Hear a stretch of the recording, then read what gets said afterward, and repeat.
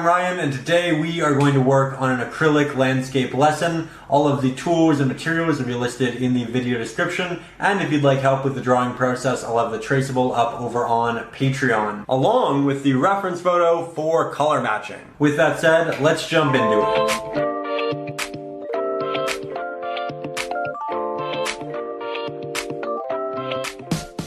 We're going to begin here today by taking a 1-inch flat-headed brush because we want something that has quite a bit of surface area to grab paint, and we want something with relatively sharp edges like this to work around our flames. Now, before I grab any paint, I'm actually going to dip the bottom third of my brush here in some water and wipe off the excess. This is essentially going to extend the wet life of my paint and help me blend with it for a longer period of time. But it's worth noting that we want it simply damp, not wet, which is why we are currently wiping off the extra water. We're going to begin in the background here, that way we can layer our fire and water atop it. And for this, I do want a really dark sky, that way all of the oranges and yellows from the fire and the sparks it creates can really pop. So I'm taking quite a bit of Mars Black, about half that, cerulean blue, and then I'll also grab a hint of titanium white. The titanium white's going to thicken it, but it's also going to brighten it just to the point where you notice the blue, and that way you have a bit of a cool background. So we'll take this, and we'll just start applying it on the top left-hand corner, and working our way over here to the right. Now, it's worth noting that because our brush is damp at this point, you may get slightly more thin pigment, and that means that you'll have to go over this maybe twice. Maybe do 2 different layers. But if you don't have much water on it, if you're okay with working with less, then you may only have to do it once. But essentially what you're looking for in this layer is a dark application and not seeing any of the canvas showing through. And if you have canvas showing through, it'll simply look a little bit brighter. Working my way down, and as I run out of paint, here you can actually see a good example of it. There it's essentially a real mixture of water and pigment, and that's why it's so thin. In this scenario, you'd have to do 2 layers, but again, by going over it a couple of times, by making sure our brush isn't too wet, we can avoid that. Now, as I start to move downwards, I'm going to start interjecting slightly more blue into the mixture. So we'll grab just a bit more, and we'll continue working from there. We don't want it to be actually blue by the time we get to the bottom, but we do want it to have a hint more color and be slightly brighter. I'm also going back over the top and just trying to make sure that we're fairly void of streaks. Generally, you get the most streaky aesthetics when you apply a lot of pressure with your brush, so we're going over it quite softly. I'm not applying much pressure at all, and I'm just letting it loosely glide. The issue with this in acrylic painting is generally that it's difficult to move your paint around a lot when you're not applying a lot of pressure, and the way around that is simply to grab more pigment on your brush. So you can see that I'm frequently going back and grabbing more, frequently mixing more, and I'm also consistently changing my mix for 2 reasons. The first is that I do want it to become more blue as I get down towards the flames, and I also want to ensure that I'm consistently mixing it, because that just builds good habit, and it helps you eventually retain your mixes. That way, if you achieve a color you really like in a lesson like this, you'll remember how to achieve it later on in a future different painting. Now we are getting quite close to the actual fire, and I'm going to work around it with some fairly precise applications using the corner of my brush, but I recognize that you're quite far away right now, and seeing this detail is probably a little bit difficult, so I'm going to move the camera a little bit closer, and then we'll proceed together. So, as you can see, we are now significantly closer, and I'm just using the corner of my brush to work around the edges of my flame. And I'm going to move down to the point of our water, Then I'll use a myriad of horizontal strokes to create a relatively straight line. And I'm doing it in a series of strokes rather than one continuous stroke because generally we tend to start moving a little bit on those longer strokes and you'll get a bit of a bend. So by continuously making smaller ones, we ensure that it's consistent. So now I'm just moving over here, being relatively careful. If you do move over the fire, that's okay. We can redraw it, we can repaint it. It's just a bit easier if we are more mindful of it from the beginning. Here you can really see that blue starting to take effect, but you'll also notice that it isn't heavily saturated or bright. It's just brighter than what we've used in the previous applications of the painting. Now I'll grab more, and I'm going to start my application not over here, but beside the flame, because when you have new pigment, and pigment that is damp, then you have your best opportunity to render sharp lines and implications, and the more you apply that paint, the more your brush starts to dry out, and the harder it becomes to render these clean little spots and lines. I'm also going to apply a little bit in different portions of the flame for areas that are a bit more transparent and showing the night sky through them. Then I'll head to those edges and I'll start dragging that paint that we've previously applied over this way. But I would also like to note, the reason I chose this larger brush again was because it is large and I can cover a good amount of space easily, but also because it does have those sharp corners and edges, which did let me work around that with relative ease. Just something to consider. I know a lot of people like to do backgrounds with larger round-headed brushes, mop brushes, things of that nature, but when you want to work around a heavily detailed, sharp-edged subject, using something like this can really be ideal. And here you can see I'm blending it up into the previous application. It is starting to dry, but the water in my brush is giving it a bit more of a life when I touch it. And it's helping me just continue. Now my water is essentially out on the brush, so I'm not able to do too much more. We'll make sure it's damp. We'll grab more pigment, and then we'll work over here. Once this is done, we're going to take 3 to 5 steps back, look at this from afar, move around the room, and make sure that it's the color and value that we want. Just make sure if it's, as bright as you want, as dark as you want, as saturated as you want, all of those different things. It's generally easier to tell from a distance, and I'd recommend moving around the room because right now the paint is wet and therefore reflective, and it'll look a little bit different from different angles. So just something to consider before you continue, but once we get that look, we will continue down into the water. So I took some steps back, and I'm actually a big fan of how this turned out, and I don't feel like I need to do any additional layers. But something I noticed that I think you should probably also take note of, this line right here is straight, it is horizontal, and it is even on both sides.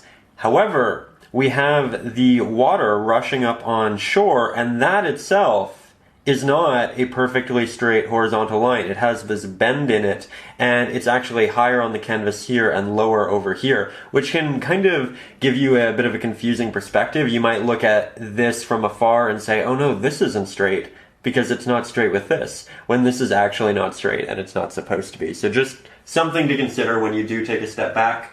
Now I am going to stick with that 1-inch flat-headed brush. I'm going to make sure that it's nice and damp, and we're going to move onto the water. So the water is going to be brighter than the sky here, and I'm going to start by mixing a slightly more blue, more bright mixture than what I just had. So I'm mixing it right beside that initial mixture. I'm actually mixing it a little bit on top, but that's only because this is already dried and I don't have to worry about that blend happening. And here I'm just looking for something a little bit brighter. So we are almost there. I think we'll make it a bit more blue. good. I will take this and then I'll start working it over on the right hand side on the horizon line, because again, we always start in that area. And then I'll use the corner of my brush to work around all of the detailed flames, as we do. So far, so good. Just like that. If you feel like you are starting to run out of pigment and you're no longer able to create a sharp line along the edges, do not continue.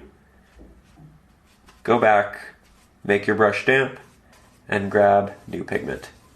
Then once you have what you want, work from there. I'm also going up and I'm fixing that horizon line. I'm bracing my hand on my canvas with my pinky finger. This is going to allow me to create a bit more of a sturdy stance and ensure that I'm less shaky with my brush. So if that's an issue you have and you just feel like you have a hard time getting things straight or detailed, find a dry spot on the canvas and brace your hand with your pinky finger. Now I'm going to make this slightly darker for that right hand side, create a slight vignette effect, just like that. Not much to it, just trying to draw the eye in. And as I get down here, we'll probably go with more of the initial blue. Could I have done that initially, when I had the color the first time? Yes, I could have. Would have been a perfectly fine thing to do, but in remixing it, again, we get better at color matching, and that's a great skill to have later on when working on more complicated subjects. There we go. Now I think I'm going to brighten this just a bit, and I'll carry that color on over here. I want the left-hand side to be brighter. And I want that because we want to balance the painting. And you know what, we'll start in here. It's going to blend with our previous mixture, so it's not going to be as bright or blue as what we have on the palette, but that's okay. It's nice and subtle. And then we'll move over here, but as you can see, it's a bit chalky. You can see the tooth of the canvas, and that means we need more water and more pigment.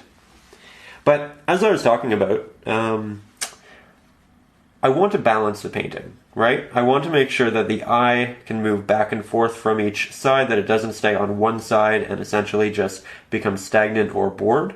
So the fire is our main subject. That's where we want the eye for the most part. However, we want secondary subjects, secondary sources of light and value to bring the eye to it, to move the eye around it. And so with that in mind, because this is primarily on the right-hand side of the canvas, I'm adding more light in the water to the left-hand side of the canvas. And this is to balance it out. This is to make sure that you don't feel like the painting's a little lopsided, and it'll just feel a lot more natural. Now, something interesting that's happening here is my paint is a little bit more thin than it has been in the rest of the painting. I just had more water on my brush than I normally do, and it's semi-transparent, and it's definitely going to require a secondary layer of slightly more thick paint. Now, when you do apply too much water, sometimes you can just go back over it with new paint, but sometimes you do need to let it dry, because it just becomes really difficult to work with. So that's something to gauge, something that you'll learn over time naturally, but it's something to consider if you're just having a really hard time working on it. Don't worry about it, just let it dry. It shouldn't take more than 5 minutes, 10 minutes with acrylics, and then you can come back and have a much, much more easy time of working through it. So I'm just starting this side by painting it entirely with this slightly brighter blue, but we are going to make some changes and make it a bit more interesting. So to begin, we notice that this side is darker, the back's a little bit darker, so we'll make this slightly darker as well. Just like that. Nice and easy. I'm going to apply this to the top and back of our water. Just like that. and then I'll blend it down via a series of horizontal strokes.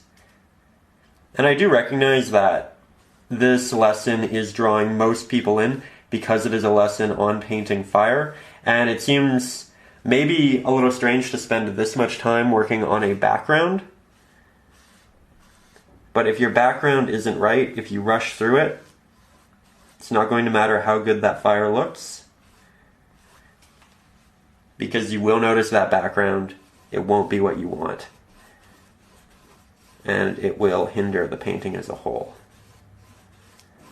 Here you can see I'm taking that color, moving it over there just to make it more cohesive. And there's a slight dip of a darker pigment right there, which is kind of making it look less horizontal. We can go back and fix this in a little bit, but just something to consider. Make sure your horizon line still looks fairly straight. With that said, as you move closer to the shore, I'm going to make it even brighter. So more white, more blue, more black, and again, we're mixing beside our previous mixtures to make sure that things are consistently getting brighter and more saturated. That should be the brightest and most saturated pigment we've created thus far.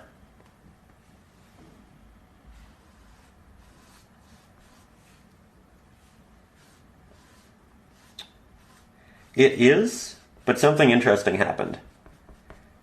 Because our initial mixtures were so thin, you could see the white of the canvas showing through the water.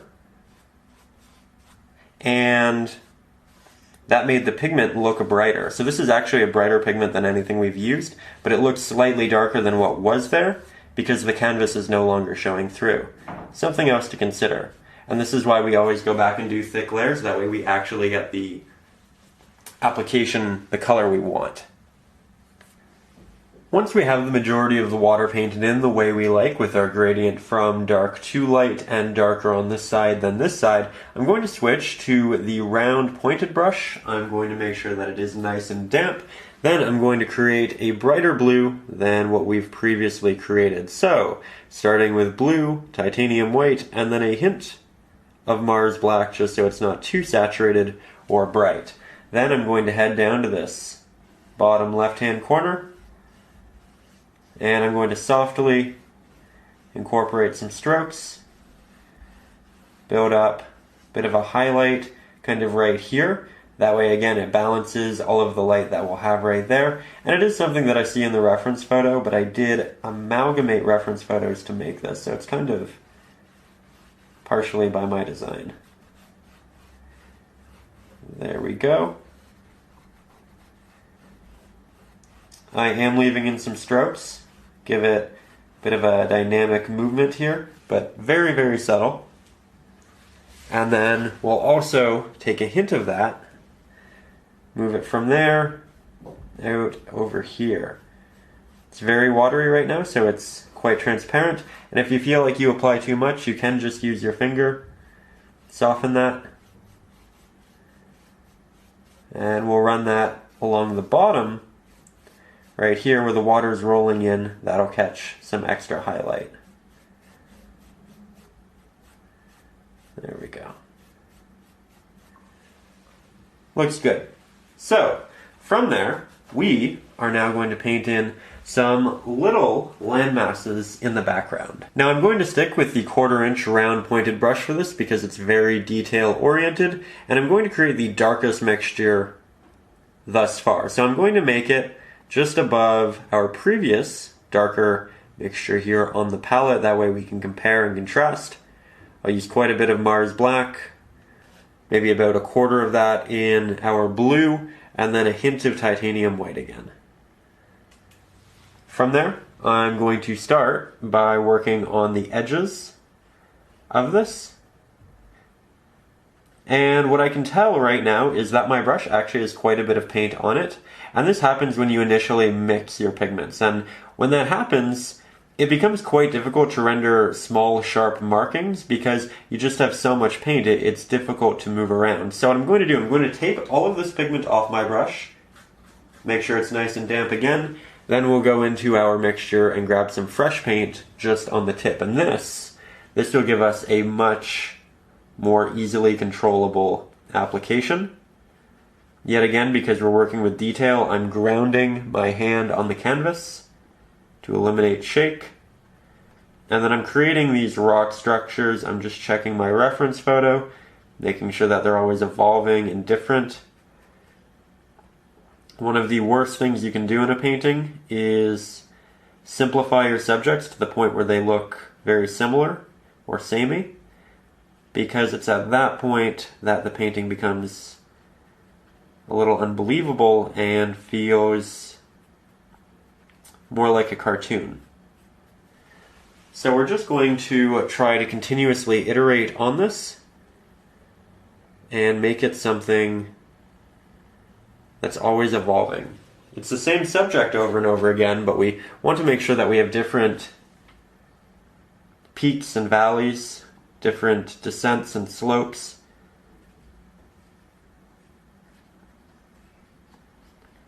Here you can see my mixture is quite watery because you can see the canvas through it. So we'll have to go over this again, but when you're just plotting these out, figuring out where you want them to go, that's not a bad thing. It's worth going over it a second time to make sure that it's the way you want it the first time. We'll just do a couple little ones over here. Looks good. While I have this mixture and a bit of water on my brush, I'm going to take that over here, take some extra cerulean blue. That way it's a mixture of this and the water, and I'll create a slight reflection for it. So using, again, horizontal strokes, I'll come underneath this structure. I'll apply it right on that edge, and then I'll start moving downwards, letting that paint run out and getting a wet onto dry blend. So, as you can see, I finished up the second layer in these, just thickened that pigment, and I also went ahead and added just a little bit of a reflection, a bit of a shadow, right down here into the water for this and these two. So with that, we are now going to jump down into the sand, and then we can start the really exciting part, which is building the fire.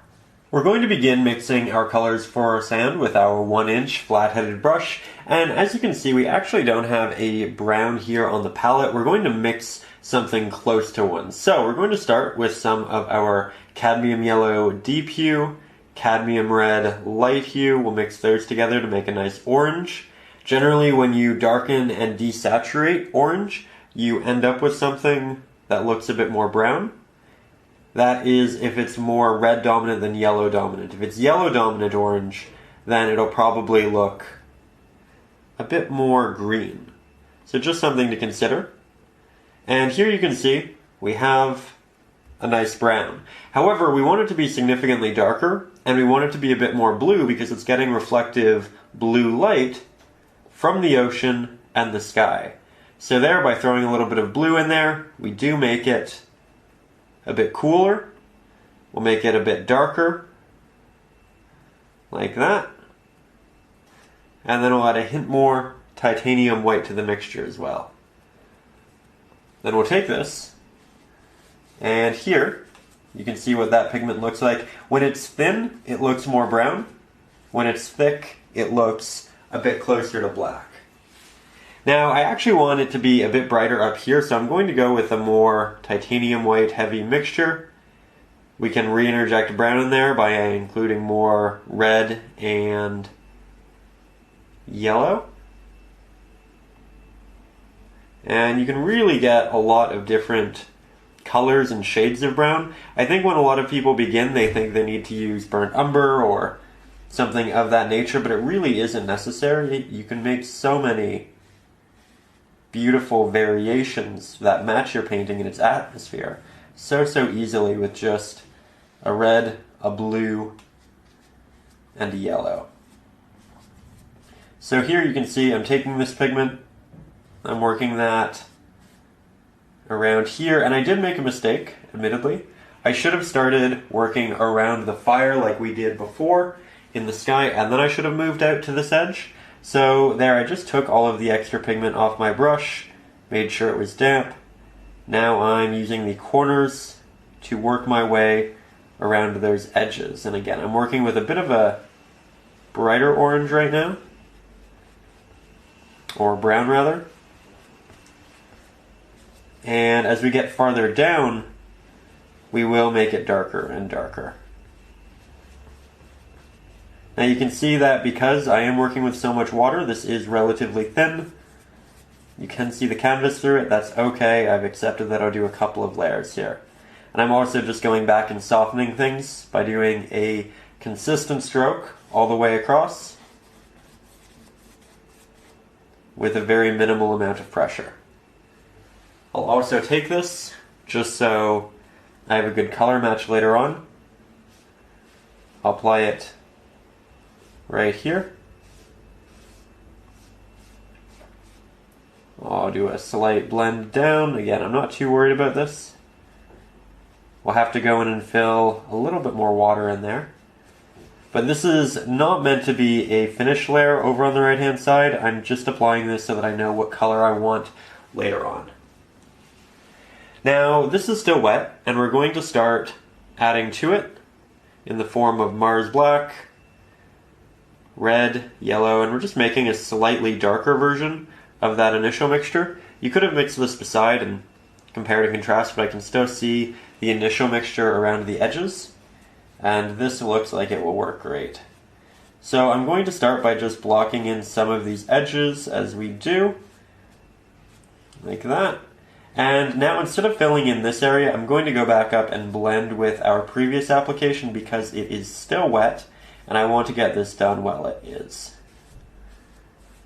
So there we have a good transition. And we can take a bit of this and just work that over here for later. If you want, you can blend it up into the top, but again, this is something I'll probably go back and do a couple of times. Then from there, we have that mixture. We'll grab more Mars Black, work that in, come down to the bottom, and just continue darkening the look. I'm not going to get as much reflected light over here. And we want a heavy contrast so that the fire really stands out. So now I'm just making my way over to the other side of the canvas, and I'm going to fill this in that same way. So darkest browns at the bottom, mid-value browns right here, and brightest up there. Though none of them are really bright. They're essentially just bright relative to what else is on the canvas at the time. And remember, we work edges first and go from there.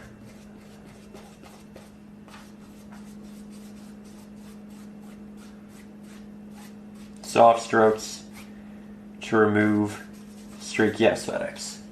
Once we have all of our sand implemented, we're going to soften the shoreline like I started right here. We're going to do that with the smaller rounded pointed brush. Again, this is about 1/4 of an inch. I'm making it nice and damp. Then we'll create a relatively bright blue, probably essentially what we had for the brightest blue right there. So I'm taking quite a bit of blue, quite a bit of titanium white, a hint of Mars Black, not much though. We do want this to be amongst the brightest colors and values we've implemented, so I'm just slowly interjecting more Mars Black. And we'll start with this. Now I'm going to go to that edge, and I'm going to work down, and I'm going to do a soft blend up into the water. So I'm going both ways, vertically up and down, and I'm starting by just creating the soft gradient from the brown into the blue. Then we're going to go back, we're going to mix a bit more of that bright blue, and we'll need to do this a couple of times. Then we'll head to that bottom area, and we'll skip a little bit of brown, and then we'll start interjecting this new blue. And here you can see that we already have this soft transition of colors, but we need to build it up. We need to add more. And this is something that would happen very quickly if that brown was dry, but it isn't, and we're currently blending wet and diluting all of the colors and applications we currently apply, which isn't a bad thing. Just recognize that it'll take a little bit longer to get. it will make your applications look more smooth. So that's kind of the trade-off. And eventually, it will look more like that side. So, again, blue, white, hint of Mars black, tapping off the extra on my palette. And here, as the pigment underneath, that brown, starts to dry, you can see the blue is more prominent. But the more we work that blue, the more I work horizontally, the more I move it out in these directions, the more soft it gets. And that's natural. That's how it's supposed to work. Now let's get something that's a bit blue, white, black. It's not as bright, and I'm working this now in between this and here. I'm just trying to create a nice soft transition from the water into the land, and then slowly interject little openings, little spaces between the blue that have a bit more brown, and little bits of blue or highlight in between there. So we're just kind of going back and forth between blue and brown with semi-transparent pigments. There we go. So now we have this little bit of water washing up on the shore, and it's catching light because it's a bit higher, and then we have this area that's a bit more thin so you can see the sand underneath it, and then again we have a bit of a higher area of water, and then it gets lower again, and that's when it gets dark. So we're just looking for that idea and that progression.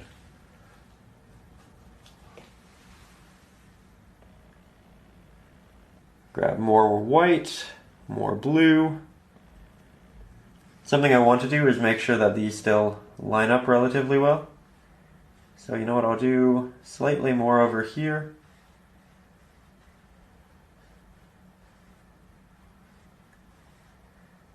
And then I'll continue this line and I'll say, okay, you know what? This will continue right there. Okay, so we have the right areas. We just need to let that dry a little bit. So I'm going to take 5-10 minutes, let that dry, then we'll come back in and make it a bit more detail oriented. So it's been about 5 minutes and the pigment is now just about dry, so we're heading back to that 1/4 inch round pointed brush, mixing up some of our bright blue with a hint of Mars black, and yet again take my pinky finger, ground it on the canvas, find these lines, continue them over here, and look at that. So much more visually notable than it was before. You can soften the ones in the distance using your finger. Head back in, follow this line, and just like that, we have another neat iteration. Now, I tried to make sure that these weren't the exact same distance apart, and when I start to run out of pigment here, I can just take that off on a painting cloth or paper towel. I can blend the back of this mark upwards and keep the mark on the bottom quite sharp. This is going to make it look like the water is rolling in and it's creating this very thin layer behind it. You can also make this look a bit more wet by just working some of that whitish blue right there. Now we're not going to have as much detail on this side because it is a bit farther away, we just won't be able to see it. So I'll just throw in a couple more little marks like that. We don't want it to be too complicated because we don't want it taking away from the fire that we'll do quite soon. This is just a nice little touch to make it feel a bit more real. There we go. Looks great. Looks really, really good. And with that, we can now start jumping down into here. So for this next step, I'm switching to a 1/2 inch flat-headed brush. So it's just a bit smaller than the one we used for the sky, the water, and the sand. And that's just because I want a slightly more detailed application. So I started by making sure that it's nice and damp. Then I'm going to grab some Mars black, put it up here. I'm going to grab a hint of titanium white, hint of yellow, hint of red, and I want this to be the darkest pigment we've used thus far in the painting. That's why I'm mixing it right beside that one, so I have a good thing to relate it to. And once I have something I think will be appropriate, I think will stand out just slightly from the rest of the sand, I'm going to head into the logs that we have at the bottom of our fire, and I'm going to work initially along the edges, as we've learned to do through the entirety of this process. And I'm just going to work my way in. Now, in this process, you are going to lose logs. Things are going to be amalgamated, and you're going to have less detail than what you initially had in your drawing, as this is initially going to look silhouetted. And I'm telling you that now because that is a-okay. So what's meant to happen? All we need to do right now is essentially fill in these areas with this darker pigment. And we want to do so with a relatively thick application. Here you can see it's relatively thin. You can see the white of the canvas showing through, and that's just an indicator that we need more pigment on our brush. So yet again, mixing more. And as I talk about in most of these lessons, I try to not mix with too much paint for our first applications, because that forces me to mix more.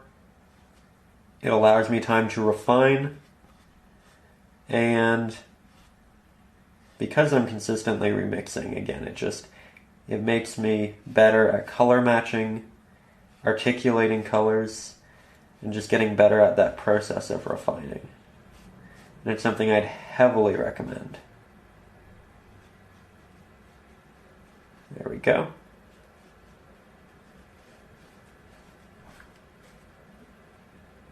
So far, so good. A really nice, somber piece in the making. Going over some of those thin areas.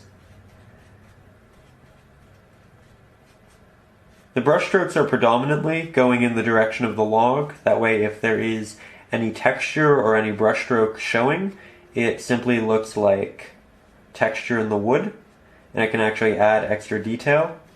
But I am occasionally going at it from a different angle just to fill it in, and then once I have that, I'll go back over it with the angle of the wood, as you can see here, and just interject those little lines should any of them stay.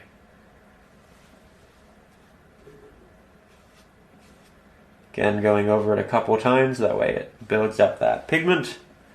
And we're about to enter into some larger logs, so we'll use more paint. There we go.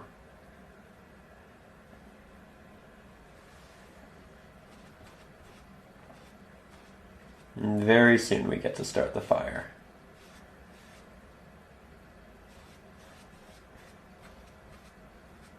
Still working our way around the larger primary flames, using the corners of the brush to do so. And in this process, you really do start to see the form and the shape in the fire yet to be.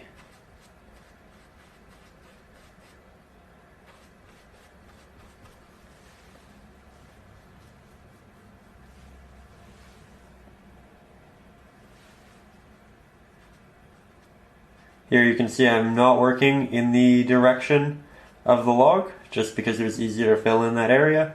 And now I'm going to come back and work in that same movement.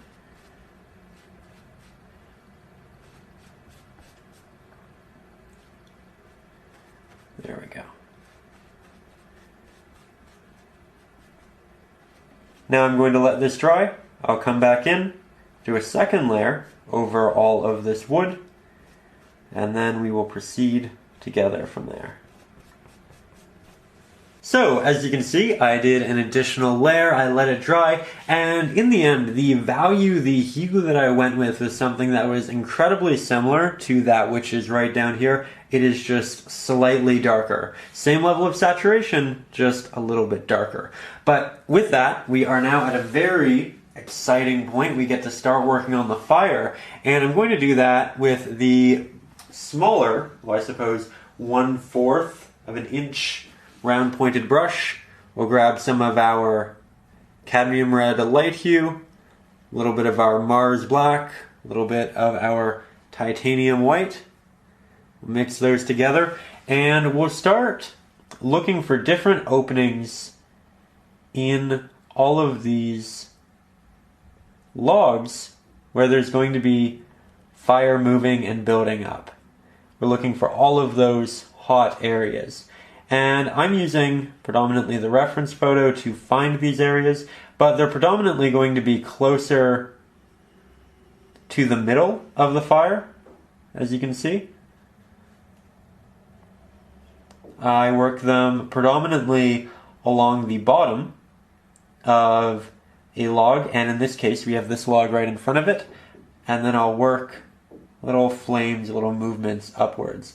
And this is just the base layer. This is essentially just getting us started, but it will turn into something quite special soon. And here you can see when it's over white, it looks entirely different from when it's over black. It's very thin right now, and as a result, you get a lot of what's under it. Now, I do prefer this for building it up. We want to build up to something that is brighter, so just something to consider in this process. And really just when working with acrylic paints in general, they are thin and they are going to be heavily affected by that which is under them, especially if you're using a little bit of water.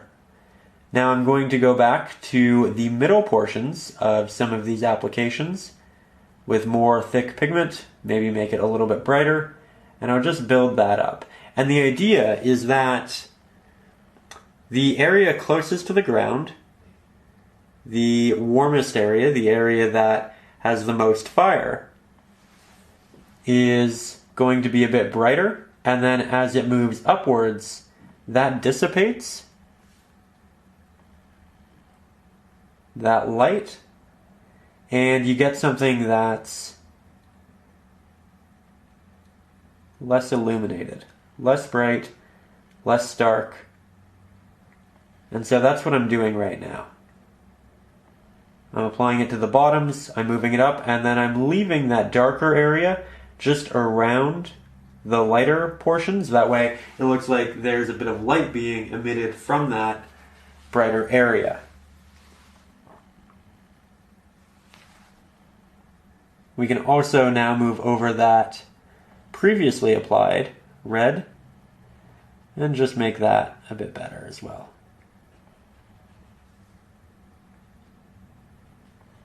There we go.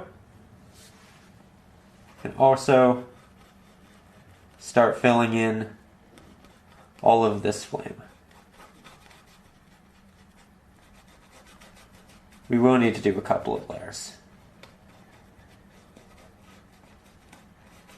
Now, while in the end we are going to want this fire to look significantly more orange and yellow, if we were to apply that yellow right now and we moved it over top any of our blues, we'd end up with a green, and we don't want that. So what we're going to do, we're going to start with a rather thick red base layer for all of this right here, and then we can build the oranges and yellows on top of it, and that way we mitigate risk of creating greens. So I'll start with a lot of red. I'll add just a hint of yellow. We don't want much. We want it to be predominantly red based.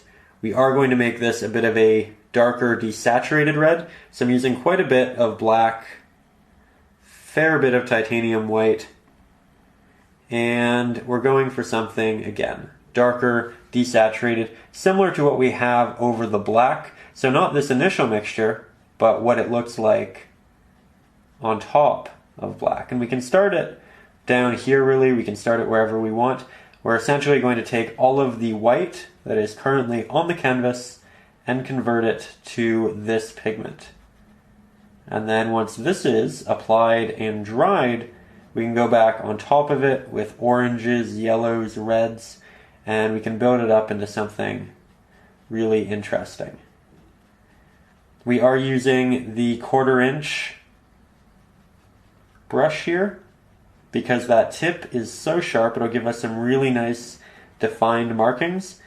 But if you apply a lot of pressure, as you can see, you can create large brush strokes, and you can also make things soft using the edge of the brush. So it's incredibly versatile and just a great tool to utilize in this scenario, because we are trying to do a couple of different things. We're trying to cover a lot of surface area, we're trying to work around edges, but I'll get you a bit closer because I do want to show you a little trick.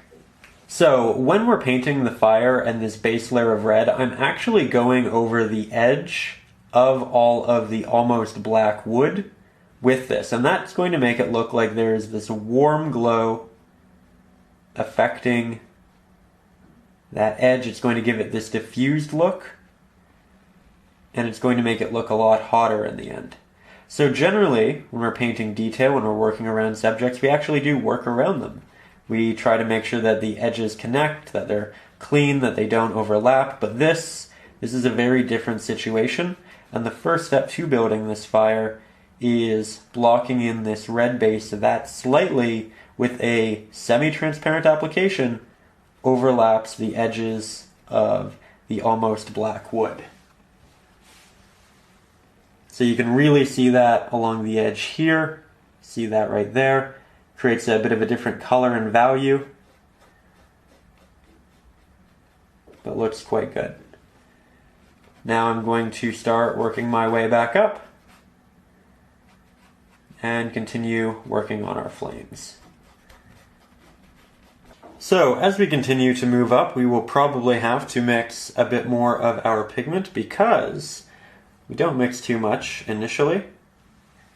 And while we painted the water and the sky, we probably went over a portion of our drawing and the fire. So I'm just kind of re-sketching that in with this darker pigment. This will allow me to work the yellows and the oranges on top of it.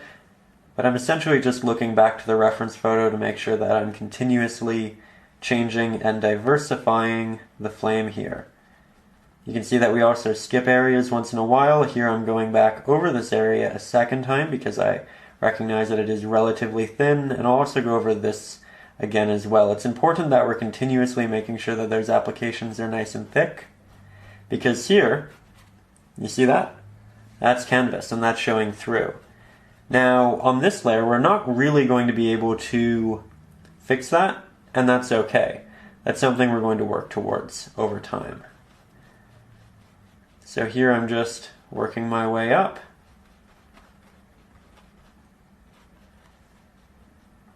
We have a protruding area over here. It's fairly interesting.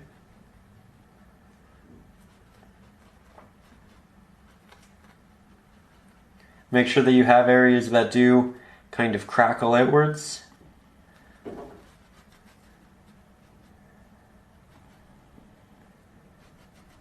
You can see that I'm also jumping around area to area quite a bit because I don't want to essentially continuously reuse the same techniques in that same area and create something boring.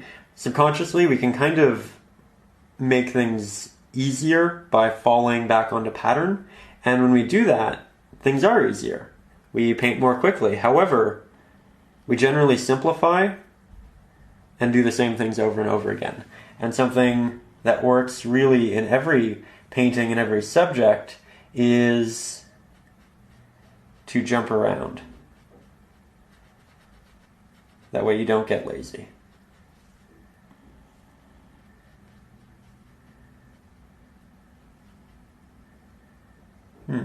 Looks like we'll have some extra fire here that I had lost in the sand. And you can see that the more I layer this, the more we get this deeper, desaturated, more maroon-esque pigment. And I'm just going over those other layers and building it up.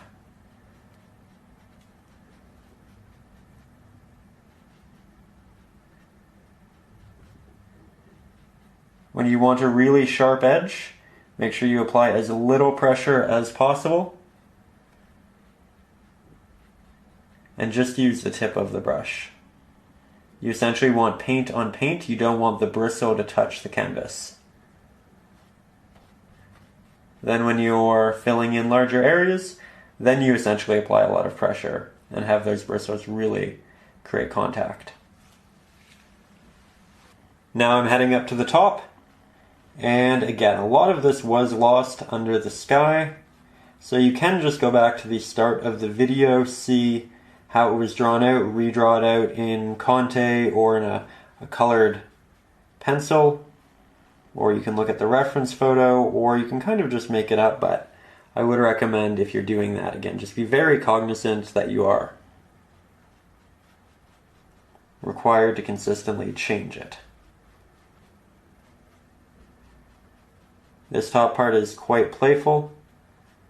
There's a lot of movement happening. Going over it a couple times with this darker pigment.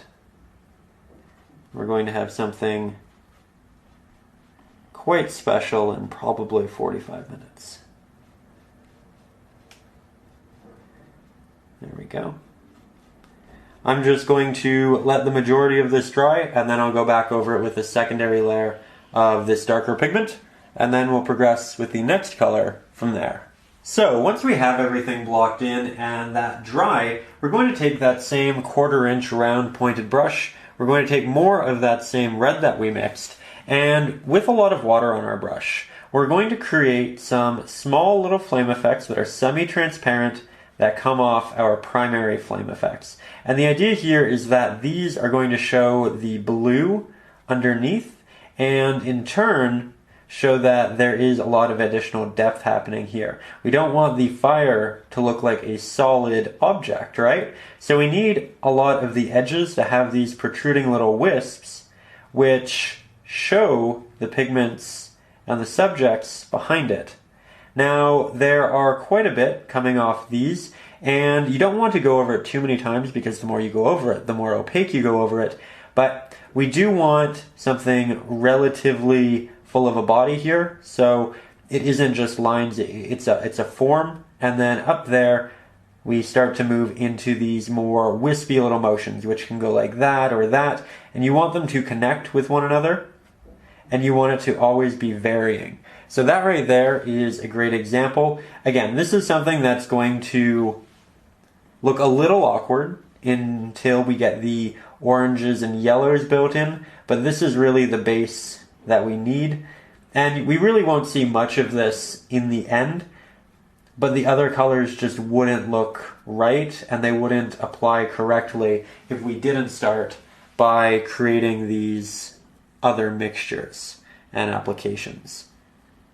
I talk about this in a lot of acrylic lessons, the idea that it's a process and that it requires patience, because you do get these semi-awkward areas. And that's okay, as long as you don't get discouraged and you keep moving through it, you'll end up with a great painting. So with that, I'm now going to head up here, and you can also thin the pigment by just using your finger, making it more semi-transparent. You can see that's working quite well over here, and I'll get you a bit closer for the continuation of this process. So here we have our awkward looking structure, and I'm going to build up some additional fire right here. I'll make that a bit more wispy with my finger. You can see just how semi-transparent it is. I'm just kind of checking the reference photo to see where it's most prominent. For the majority of it, it's actually going to essentially outline the edges, so you can just go over the edges like that and then move it out, but you are going to want some areas to be more prominent than others, one of which is this top area, so you can see that I'm going back to that quite frequently. And something else you should note, when we're grabbing pigment from our palette, we're not grabbing pigment and then applying it. We are taking off the majority of it, we're making our brush very wet, and then we're grabbing more. The same goes for our mixes, just because we want as little paint on our brush as possible. This is a process of slowly building. It isn't applying it once and being done with it. We're committing to these applications and to the layers we are building up. Here you can see just how thin it is over the light blue that we have down here in the water. And we're just trying to make it look like less of a hard, stark edge. So now we're going to start working with some oranges, but before we do that, it's imperative that we go ahead and clean our water and our brushes as well, because right now they have quite a bit of blue on and inside of them, and if we were to take an orange that was a bit more yellow dominant and put it into this water or onto that brush, we'd probably get a bit of a diluted effect occurring, and you'd end up with something that was a bit more muddy rather than the color you actually want. So take a quick break, clean everything quite well, and then we'll come back and start adding some detail to the fire. So now that I have clean water, I'm actually going to switch to a new brush. This is another round pointed brush. This one is just a little bit smaller. It's about 1/8 of an inch. And I'm going to begin by making sure that it is also nice and damp. Then we're going to mix an orange. So I'm going to start by grabbing some of our cadmium yellow deep hue. I'm going to grab some of our cadmium red light hue. About half that of what we used yellow, because the red is just a significantly stronger pigment. Then I'm going to take some titanium white, not too much. This will thicken the pigment.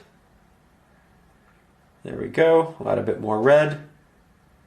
And now I'm going to take this, and I'm just going to test it on my reference photo, make sure that it's a good color.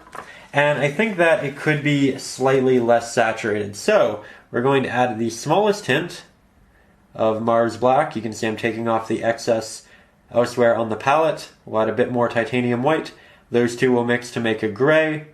They'll tone down the orange slightly. And we are essentially just not making the most saturated colors here because you want to be able to build them up slowly over time. And now I'll test that again. And that is what I'm looking for. So now we're going to head back up into essentially the center of the larger areas of flame, and I'm going to tap this on in the same motion that that flame is moving.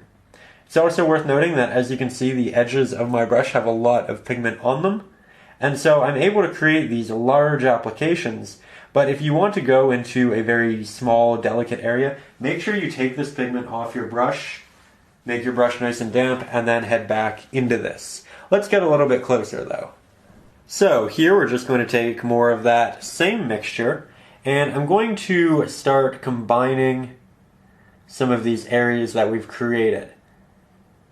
I'm using some water to ensure that I get a nice soft application on top of our previous one, but I'm not using so much to the point where it's quite transparent like our last application. We want some applications to be rather opaque, we want some to be rather transparent, and some in between.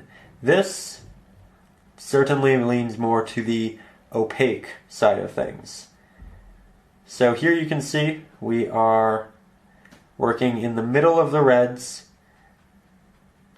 and then we work our way to the edges, allowing it to get more and more semi-transparent as you run out of paint, and therefore it looks like we have this glow. In the middle, it's this opaque, brighter, more saturated pigment, and then as we get towards the edge, it starts to dissipate. And we get this more soft pigment. We can apply more pressure to the middle, make that more opaque, and you're essentially looking for those gradients. You want the edges to be the brightest, or rather, the strongest of reds, probably the darkest value you'll actually have, and then you'll progressively get lighter and brighter as you move in towards the center of the fire. It's amazing how quickly this starts to come together, and this is why I was saying earlier, don't get distraught when you just look at that initial red layer and you say, oh no, this is not going to turn out well. It is. It is if you're persistent, if you believe in what you're doing, and you just keep following through. So again, here It's fairly transparent, and this is actually great. I'm going to show you another technique. We're going to get a bit closer for that, but we're going to do some different interesting things here. So when we have quite a bit of water on our brush and we get these very semi-transparent applications, you can create this effect of moving fire. So I'm just making, I'll show you, a zig like that, and then maybe a zag that goes through it. And the idea is that we're always building up to a sharp point, and that multiple applications are going to connect and work into one another. So you can see the red in between a lot of this, but it's subtle. There are just hints of it here and there. So we just continuously build that up with these layers, and then you can find the more prominent movements, go back into the center of those, and then apply this. So we'll move up on the other side, and then we'll connect from other areas like that. We'll go back into the center, we'll build those, we'll connect it into there. So there is this idea of a technique, of a pattern to follow, but you want to make sure that you are, again, moving around and continuously making it different from your last application. I'd also like to note that while it is starting to look like fire, we are far, far, far, far from getting this to where we want it. There are a lot of additional steps, so stick with it, because we are going to continue to learn a lot in this process. But here, going back, doing more of the same, heading over previously applied areas so we can create new little zigzags, and just build those up, leaving the edges to be more red and more transparent. So we move down into this bottom area, things are going to start to get a bit brighter. They're going to start to get a bit more opaque and full of light, especially right here. So I'm actually going to give this an entire flat layer, just like that. I'll let it blend out to the edges. And I just see that on the reference photo, and that's kind of how I'm figuring out where the brightest and darkest areas are.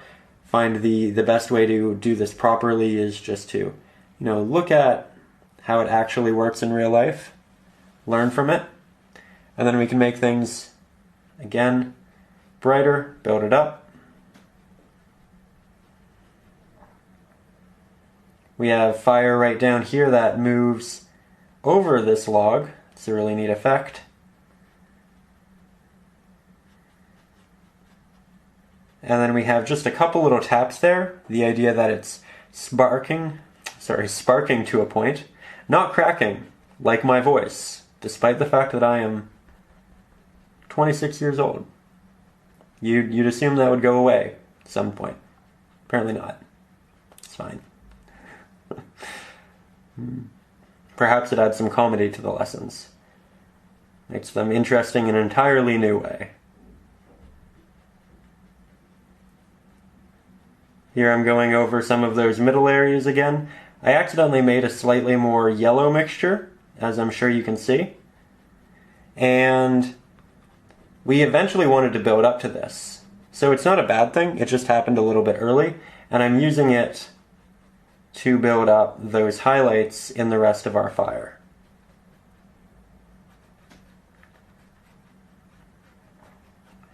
Now, right now, I feel like the fire looks a little bit stiff.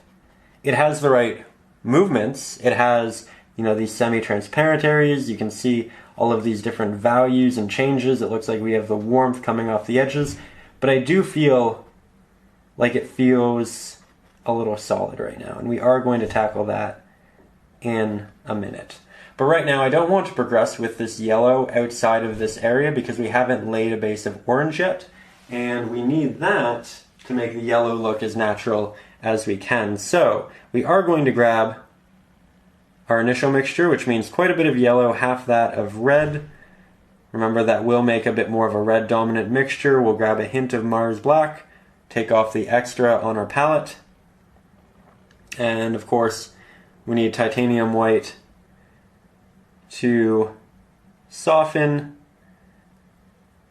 all of it and make it a bit more gray. I think we could use a hint more Mars black in this though. There we go. So here we are, we're back to orange. It's not a particularly bright orange, but it's brighter than the red, which we've previously incorporated in the painting, and therefore it is a good next step. Here I'm just tapping in some of the semi-transparent areas, making those areas that kind of fly off a bit more opaque. You can also thicken this. We need this area to be really thick. We don't want any of that red showing through it in the end. So I'm just working that up. And then we'll move a bit farther down. Now the area down here is going to become a bit more visually complicated because we essentially have the hottest fire, and we're going to have diffused areas that are essentially almost white, but then we'll also have areas that are still very red. So right now I'm painting in what is going to be the brightest areas of fire here, which will eventually be white, and I'm just starting to build those up right now with this mid to dark orange. It's fairly transparent at this point, just so I have an opportunity to try things, and it makes it a bit more like drawing, really, than anything. It's like sketching. You're figuring things out before you really commit to them. And I'm just bouncing back and forth to that reference photo, making sure that everything's as it should be. There we go. Again, you don't need the reference photo. You really don't need it. You can just follow this lesson, do what I'm doing, follow those techniques. But for those of you up over on Patreon, I know that it's something I personally really like to use, and I'm personally finding quite useful. But it isn't necessary. Now we're going to take more of our yellow, our red, and we're going to make a bit more of a yellow dominant mixture like we accidentally did previously. So we're just using maybe 3/4 yellow to red, and then I'll use significantly more titanium white, and this time I'm not going to add the addition of any Mars black. We are building this up, and you can tell by the other variations that are around it. Then I'm going to head right down into this area and start building up that real highlight that we're going to look for in the end. So yet again, I'm applying very soft little taps with the point of the brush to achieve detail, and I'm applying more pressure when I want to create more of a body of paint like that. Just having it jump around, wisp through and over portions of our log, but you can see there's a bit of a darker area right under here. So we're not covering all of it. We're not making it kind of a blanket application. We are still being cognizant of how we're working with it. And here I'm going to be a bit more playful. We'll have some that's kind of moving up and down almost in a wave-like shape. And then we can do a couple of taps to have some sparks flying off. We are going to do a lot of other sparks, and we're going to do it with a slightly different technique later on, but that's a good way of kind of just getting it started. Right now, admittedly, this does have a bit more of a illustration look. It's a bit more cartoony, but we are going to bring it into something significantly more natural looking in just a little bit. Again, patience is key. It was amazing what we turned this into after a single application over the dark red, and we're just going to continue making those larger strides as we work with the piece. With that said, in the last clip I was talking quite a bit about the reference photo and the traceable and all of that, the supporters up over on Patreon, and I do this in every lesson, and I'd really like to do it again here. I think that it's something that should be said in every lesson. I'd like to say a big thank you to our patrons for making these lessons happen. As I frequently note, these lessons are primarily fan-funded, and they take a lot of time and effort and work, and I wouldn't be able to put in that time each and every week if it wasn't for that support. Instead of this being a weekly show, it might be a monthly show, maybe, But thank you. Thank you for making this happen. Thank you for allowing me to teach art. Thank you for really providing these lessons for everybody else who is watching them. It is because of you that these happen as frequently as they do. And, thank you. Really, really, really thank you. I feel like I say something relatively similar in each episode, but it's one of those things that it's hard to put into words. It's hard to, kind of articulate those feelings and emotions. It's kind of like Christmas when someone gets you something incredibly thoughtful. How do you properly say thank you, right? So I'd like to say a big thank you to you for supporting the channel, for making this happen, and again, for providing me the opportunity to teach painting for a living, and for providing these lessons for everybody else who's watching up over on YouTube. I hope you really do find the reference photos, the traceables, the extra lessons, the ebooks, all of that good stuff incredibly useful. And, I will always appreciate the support. I'd also like to say, if you are new to the channel and unaware, you can support the channel up over on Patreon. Up there you can get things like the traceables, the reference photos. I have a bunch of additional bonus lessons that you can't find anywhere else. I have 5 ebooks, including Acrylics for Beginners, which is essentially the essentials and everything you need to know about acrylic painting before you jump into your first acrylic painting. We talk about working with water, what brushes to use, how to combine different colors, about color schemes, composition. Again, just really, really everything you need to know before you jump into that first painting. We also have a private Facebook group where we all kind of share artwork and help each other out. And I also do personalized art reviews. We have ebooks full of traceables. There's a bunch up there. I do recommend going and checking it out if you are serious about learning acrylic painting and just getting as good as you can with the medium. And we have a really great community. That's one thing that I think is incredibly valuable about it, is when you post over on that Facebook group, people talk and they help you and they give suggestions, and it's supportive, and I love to see what that group's turned into. And again, I'd like to say a big thank you to the patrons for not only financially supporting this channel and making this happen, but for making such a positive and great community for artists to enter into and ask questions and, just learn, not only from me, but from all of you as well. I've always wanted to build something like that, and I really feel like in the last 6 months it's become something incredibly special. So, big thank you from me and really everyone else. But with that, I guess we should get back to talking about the painting for a minute. As you can see, I am building up those highlights. I'm adding the yellows on tops of some of the oranges, and right here something interesting happened. You can probably see a bit of that darker red underneath, and it's just not as opaque as this pigment over here. That's simply because it had a buildup of water, and we're not able to apply pigment over that right now to a thick degree. So we just need to let that dry for about 5 minutes, and then we can come back. I think a lot of people actually have this issue right here, generally in skies or larger blends, just because you pick up varying amounts of water and you interject more to prolong that wet life, and eventually that effect can happen. But it can really happen anywhere, and it's not difficult to deal with if you're intelligent about how you are going to deal with it. And generally the best way is just to kind of let it dry and then come back and work over it again. But this area right down here is coming along really, really well. And it's time to now grab a lot of titanium white. We're going to mix this over here, new area. We'll grab some of our cadmium yellow deep hue, not much. We want this to be almost a warm titanium white, smallest hint of red. We don't want it to be a pink though, so we want a lot more yellow than red. And with this, we can really start building up that diffused look for the fire. So this is only for the brightest areas, and you can do small little strips or bigger, more bold applications like that. It's really going to vary dramatically.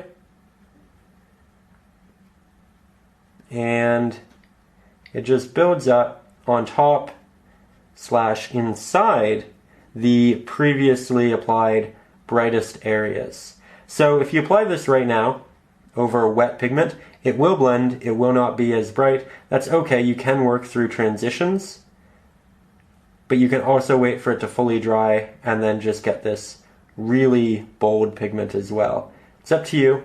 It's really about how you like to work. I'm also going over some of the edges with a small, slight, light tap, giving it a very minute blend, as you can see right there. It's all going really well. And I'll try to move over this area. You can see that it's still not accepting that paint. Need to wait for that to dry a bit more before we really get into it. But I do want to build this up even brighter anyway, so I'm not concerned about it. I did want to go back later anyway. So we'll apply some extra there. I do want some in here. That way we're balancing it. We have light on both sides. We'll add some into that. And here you can see that I'm applying it, but I'm not applying it over the yellows or the oranges. And this actually looks a bit more green and clear than the other. So it's a different look, it's a different technique, but that's really why we start most of these with that base layer. Now I'm going to continue this and I'm going to do a couple more of them. I'm deviating from the reference photo for this right here just because I want just a little bit more fire than what's presented in that area. So you can deviate, you can make it your own. It's important to recognize that there are rules in painting, that there are different things that are generally there to aid you and help you and make the process easier, but it's also okay to break those rules, make the pieces your own, interject your own ideas, and that's when things can start to get really special. So just something to consider. Also worth noting, this moves up in a very stereotypical fashion for fire, at least what we'd initially think of, and that's why we work from a reference photo. If we did this everywhere, the painting would look a bit more less interesting, less intricate, right? So just something to consider.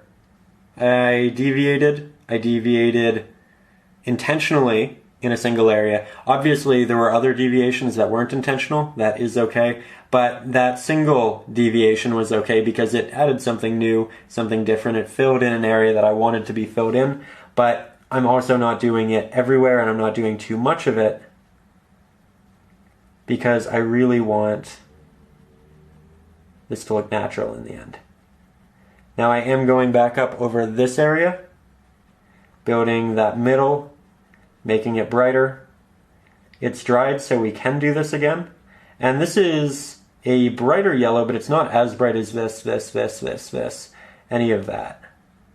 Something to consider. And again, I have quite a bit of pigment on my brush right now, so it's a bit harder to work with. I'm okay with that. But if you find that your pigment is harder to work with and you're kind of frustrated, just take that extra pigment that you mixed with off your brush, make your brush damp, and then come back, grab some more, and work from there. There we go. I'm also going over some of the darker areas with a very light stroke when I have almost no paint, and that's just going to soften that contrast. It's not going to take it away. You're still going to have that darker area. It's just not going to be as dark. And that's another option if you feel like you have too much contrast in one area or another. So here we have a bit of a wider shot of our fire. That way you can see how it's progressing. Again, far from finished, but the main idea is that we started with that darker backing layer. Then we added the slightly more wispy strokes along the edges that were semi-transparent. Then we added a semi-dark orange in the middle, blended it out so we could still see a bit of the red edge, but we were building that base when we came in with a bit more of a yellow-orange and these wispy motions inside, leaving openings. Then we went over them a number of times, building them up, making them brighter. Then we went down to the bottom-ish area and started incorporating this almost white, and therefore it looks like it moves from an almost white to a bright orange-ish yellow to more of an orange, and then eventually up to a red. I do still want to do a bit of highlighting up in the top here. And I wanted to do that from a distance just because I think it's really important that sometimes you paint really up close. Sometimes you look at your painting from farther away when you paint, and you can just do that by holding your brush like this. It'll give you more distance. It'll give you a looser stroke so things are less heavy on form. It'll make things look lighter and more loose. And it's important to do this because generally we focus really heavily on certain areas, and while we make them look great, we can make them look less cohesive in the painting, and they don't really match with everything else. So it's important to sometimes paint from farther away, to look at the painting from farther away, because you just get a new perspective, and with that you can make sure that things are progressing evenly and together. That way you don't have to redo something that you worked really hard on because you forgot to look at it in context with the rest of the piece. So again, the main idea here, brightest at the bottom, most yellow at the bottom, most warm, and then gets darker and more orangey red as we move up to the top. I'm also going to add quite a bit of water to my brush, grab some paint, and I'm going to be incredibly delicate with this. I might ground my hand, and I'm only touching the tip of the brush to the canvas, and I'll start just creating a couple little sparks flying up from the edges. Now when you're doing this, it's incredibly imperative that you don't press the brush into the canvas, because if you do, you're going to get a much larger stroke, the bristles will expand, and you're not going to get the effect you want. You want this to be incredibly subtle, and if you find that it's difficult to get a lot of pigment or a lot of marks on your canvas when this is happening, because you can't apply pressure, you just kind of need to accept it and recognize that you'll have to go back and grab more paint frequently and then just continue from there. But we've done quite a bit from an afar, so let's get closer again and I'll show you just how I'm applying this, where I'm applying it, and the ideas behind it. So here's where I started, and I want to kind of start from scratch with the mix just to show you the process. So I'm going to start by taking some yellow, some red, and we can make this about an even mixture. If anything, you want it to lean to red because we are working on top of blue. And if it's semi-transparent, it might turn out a little green if it leans yellow. So aim for something in the middle, but if you're not certain about it, add a little more red. So now I have the color I want, for the most part, maybe a little bit more yellow. Let's be honest, let's get it right. So there, now I have the color I want, but if you look at my brush, there's so much paint on it. If I were to tap that on the canvas, I'd get a massive mark, and that's not what I want. So I'm going to take all of this off, wipe it off on a cloth, a paper towel, grab some extra water. We'll come back, we'll grab just a hint, ground my hand with my pinky finger. And the idea is that you're essentially starting in the fire, and then you're working your way out. However you feel, it'll start crackling and moving. If you need to, you can start on the edge and work your way in. That can be an easier way of kind of finding your path. I'm just kind of looking at the reference photo where things are starting and stopping. Looks like we have a lot actually out here. There we go. So once I have that line, that path, I will start more in the middle here, and then I'll work that out. And I'll show you a couple of different ways of applying these, but here you can see that they can be a little bit big. You can wipe them off because they're fairly watery. If you feel they're too big, might leave a little bit of a warm glow, but that's okay. The idea here is that you're moving it with direction. You're just letting the tip of the brush, that pigment, touch the pigment on the canvas, and you're not pressing the bristles in. It's incredibly small. I do see that the camera is fighting focus right now, but you should still be able to see what we're doing. And sometimes I make a tap on the canvas and you won't even see new paint on it. And that's just because there isn't enough pigment on that area of the brush to deliver pigment. And in that case, I'm not applying more pressure. I'm not fighting it. I might just rotate my brush a little bit in hopes that there is more pigment elsewhere on it. Now, I do want significantly more sparks. I mean significantly more. But before I do that, we've let this dry for quite some time, and now we can come back into it with a new application and make it what we really want it to be. And I'm doing this right now simply so that we don't forget about it. I want to make sure that it's done. I want to make sure that I'm not putting the painting up or uploading it and saying, oh no, we forgot about that area. That was important. So here, just making sure we do it, putting in that time, and that's already so much better. Can work it up a little bit.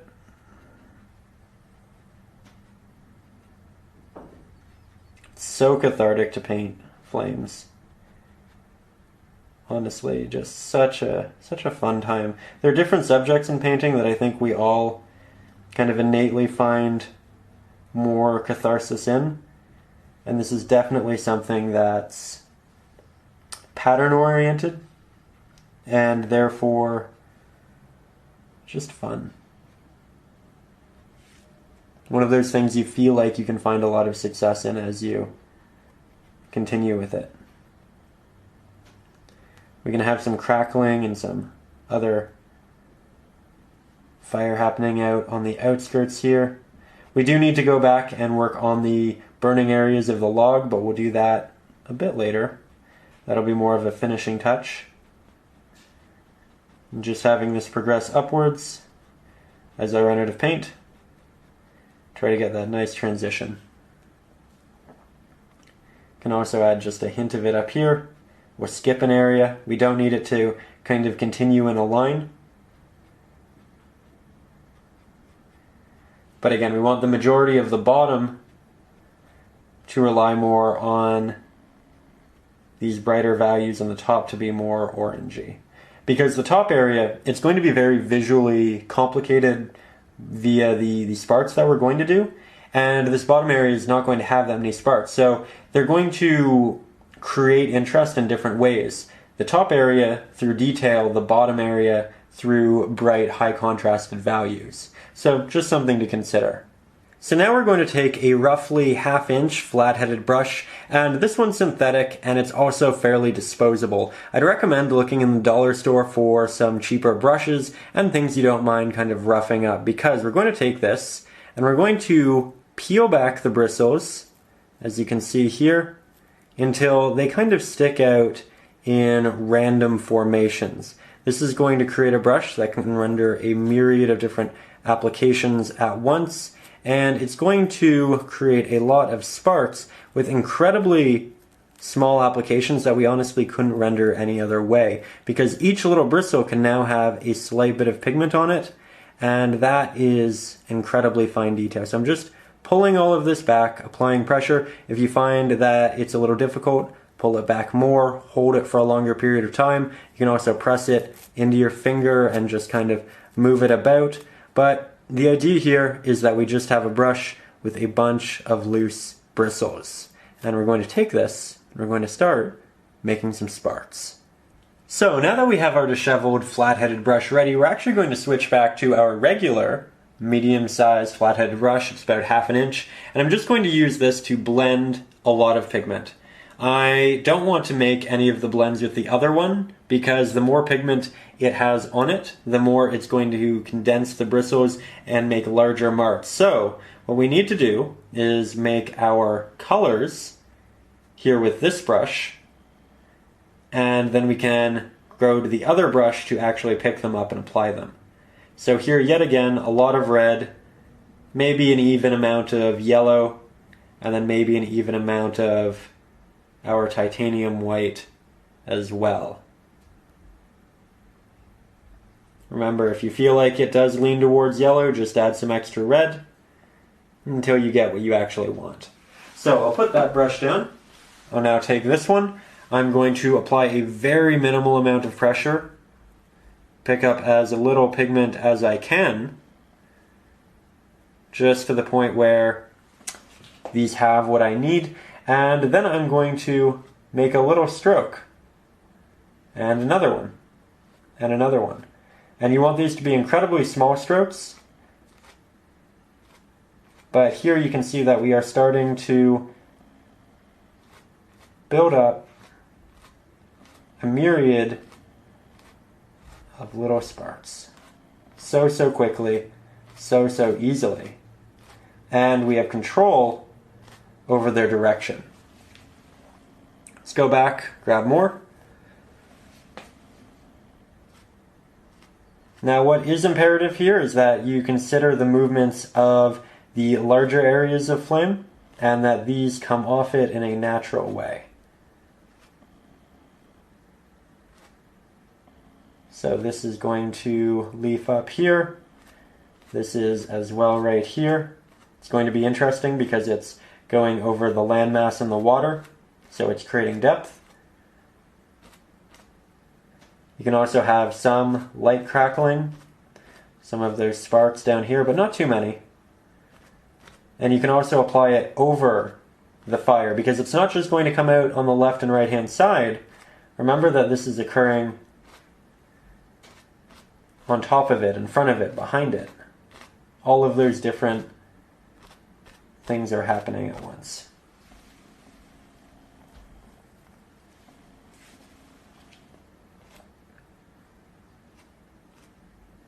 There we go. And this is fairly interesting. We seem to have it move up like this. So I'll just start up here, that way I can get the motion going. And I'm also rotating my brush in the air.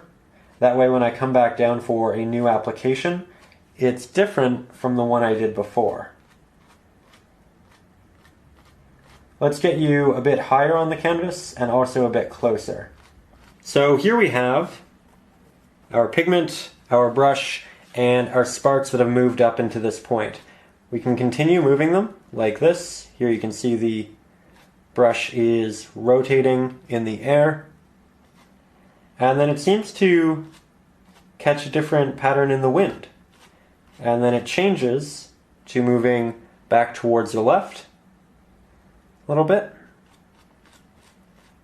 And then it kind of leaps off to the left and right as it really starts to dissipate. So we want more sparks closer to the actual fire, and then we want them to lessen as they move farther out. So we'll go back over this area a number of times where the top will be significantly more sparse. It's also worth noting that we don't just move up with them, we do need to go back to these edges and do significantly more. So, yet again, pigment. We'll look at that on the photo or say, okay, you know what, it looks like it's actually moving this way right down here, which is kind of interesting. It's moving up at the same time, they're intersecting. And then we also have some that are just kind of loose out here. There we go.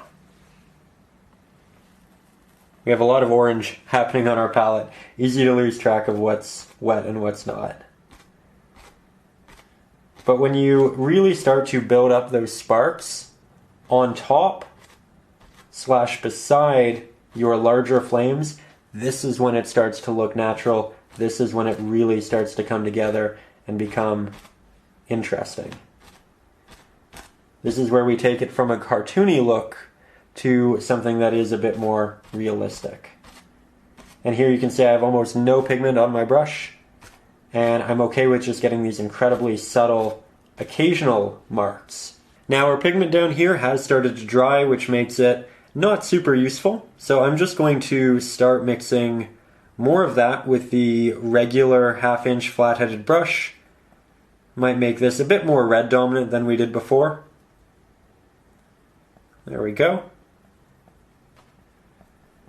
And it's important to note that your paint will dry, especially when you spread it out this much. I'm intentionally spreading it out that much so that it's easier to grab with this.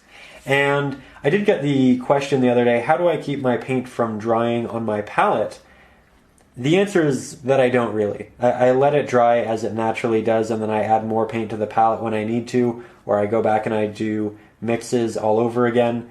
It's not a bad thing because, again, it teaches you to redo things. It teaches you how those things are done through repetition, and that's a good thing. It might be a little bit frustrating that you do have to mix it so frequently if you are used to something like oils. I do love oils. I understand that feeling, but at the same time, it does eventually make you into a better painter, and it's not something I don't think to worry about. I think it's just something you accept and you look at the positive sides of it.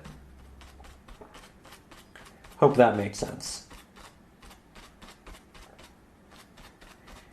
Here we have quite a bit moving out, but I am leaving some semi-openings in here.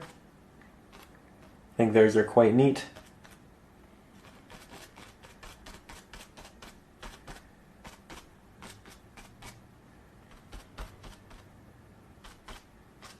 Can have some stray sparks over on the far left and right hand side.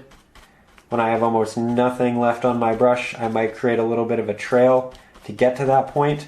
It's an incredibly subtle impression that's left, but it's one that you really appreciate if you take time to look at the painting. It also will subconsciously help you kind of connect movements and that sort of thing. So now I'm just taking more pigment. And you know what? I think this should be a bit more desaturated. So I'll grab more titanium white. Work that in. Might add a hint of Mars Black. You can have different colors of sparks, and I actually heavily encourage that. So here we have a bit of a more beige, more orangey dark orange. We'll grab that. And we'll use that more around the body.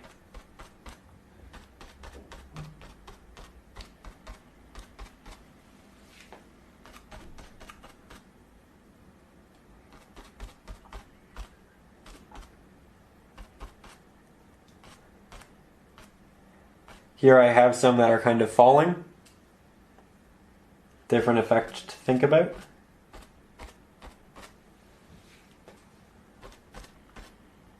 I think we'll fill in this area.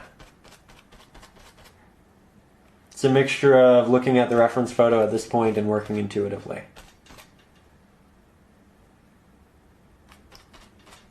So here in our wider shot, we can see the painting in a bit more of a full light. And when I step back, I notice that I do want more of a movement right here.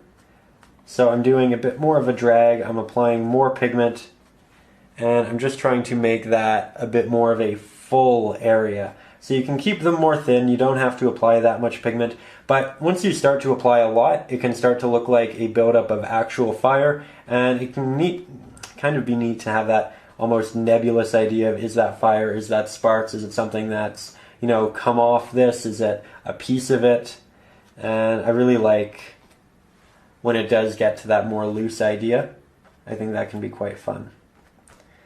We'll also tap some of this along the bottom, give it that extra detail, still rotating.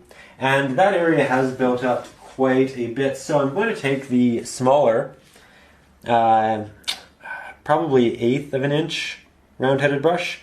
I'll take some titanium white. I'll take the mixture that we're currently working with, take a little bit of extra yellow, a bit more of that white, build up something nice and bright.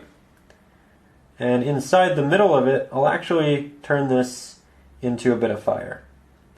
Again, when you really start to do a lot in an area, you have more option with it, and you can turn it into something different.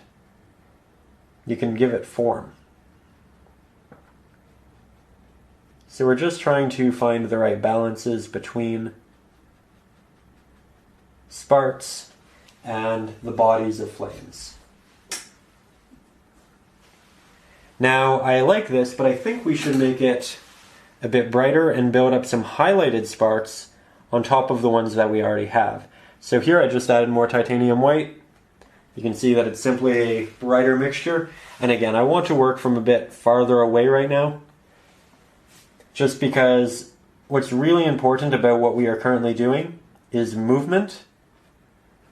And you're going to get the best movement when you can see it from a distance.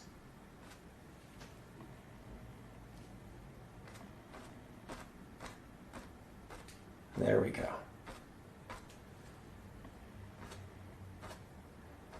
So by building these lighter sparks on top of the pre-existing dark ones, you create depth. You make it look like some are farther away.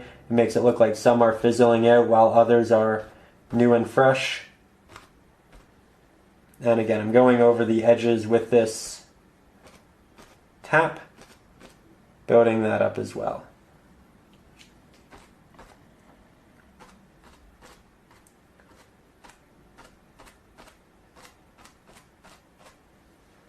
There we are. Starting to get some magic in it.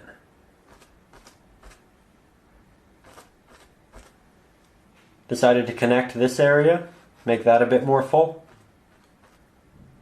We can also just take the corners of it and create some really loose applications out on the edges. At this point, I'm only really creating one or two little impressions, but it's enough. It creates that realistic atmosphere that you want to build.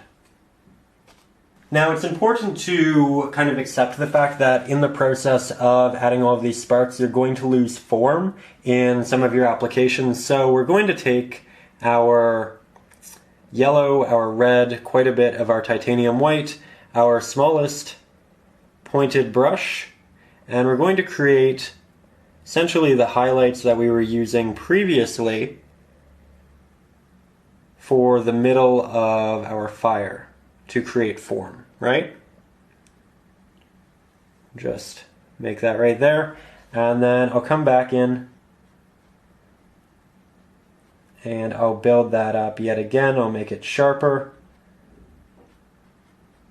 and then I'll take that same pigment and I'll build it down into the bottom. That way it's cohesive. Feels like it fits within the rest of it.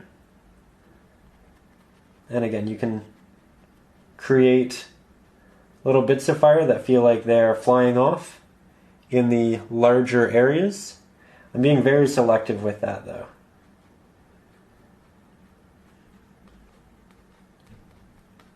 I essentially have all of the main forms that were realistically presented in the photo, so at this point, when I do this, I'm creating my own.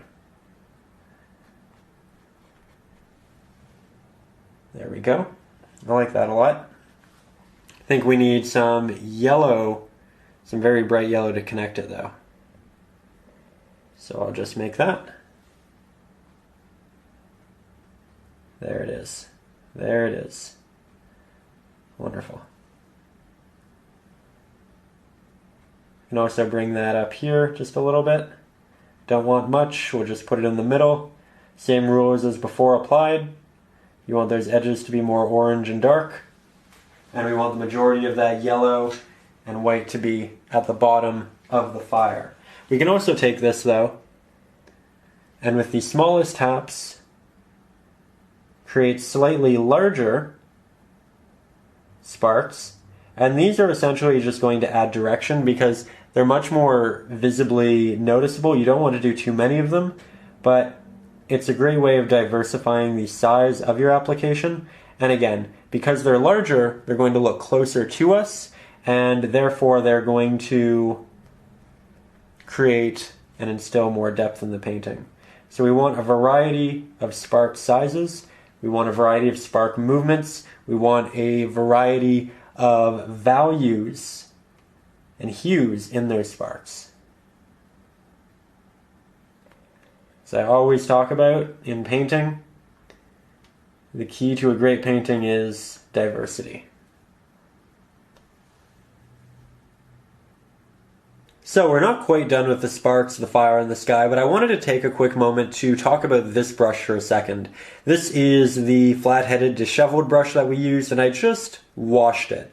Now, this is a brush you actually don't want to wash frequently. Most of the time with our brushes we do, because it keeps our applications nice and sharp, it extends the wet life of our paint, but if we do that with this brush, when all of the bristles are extended, the water will condense them. It'll make it so you no longer have that randomized factor that you want. So for the most part, you want to keep this brush dry. When you want to clean it is essentially when it needs to be cleaned. When you feel like the pigment at the ends of the bristles is actually drying. And when that happens, you do need to clean it, because if paint dries on your brush, you're essentially going to connect all of those bristles and you're never really going to be able to get them fully clean or individual again. So when you feel like your brush is drying with that pigment on it, do wash it. But if you do need to continue working with it, dry it exceedingly well, then yet again peel back these bristles and make it a bit more disheveled looking. So just a little tip. For the most part, with most of our brushes, we are consistently keeping them damp and wet. This one, however, we want to keep dry as best we can for as long as we can. Just something to consider. With that said, we are now going to head to the bottom of this and start working on the fiery portions of the logs. For this next portion of the painting, we're going to be using our smallest round pointed brush. We're going to make sure that it is nice and damp. We'll grab some of our cadmium red light hue and some of our titanium white as well, but not too much. We don't want it to become a pink. We'll also grab the smallest hint of a yellow, but again, not much. We do want this to remain a red. So, once we have that pigment, we're going to go to the bottom of our logs, and I'm going to essentially outline the bottom of this one, because of course the form was lost when we painted the other one right under it. And we want this to be incredibly sharp, so if you feel like you're running out of paint and you're not able to get those sharp applications, make sure your brush is damp and grab some new pigment. So once we have that line applied, we're essentially going to create some cracks in the bark and then another line of bark, like that. You want it to be very inconsistent, you want it to always be changing, but you're essentially painting this series of bricks. Let's start again with this one. So I'm going to take my pigment, I'll run it along the bottom of this, like that. You can see that it's semi-transparent, it looks darker because we have that base. And then I'm going to create these lines that move up randomly. And then I'll create another line that follows the same angle as the edge of our log. And this is going to make it look extra hot. It's going to make it look like it's really burning. And it's going to give the ones up here, all of the darker areas, the idea that it's essentially just turning into a charcoal. There we go. So again, remixing that pigment, want it to be primarily red, but we are interjecting portions of yellow and white, and we can go over these applications a couple of times to really build them up. I'd recommend doing that with the bottom of them, but not necessarily the little details that move upwards. Generally, when you go over those things a couple of times, you eventually build up your layers and you make them significantly more thick looking, and that's not what we want. We want it to be incredibly small and thin. So we're just being quite cautious with our applications.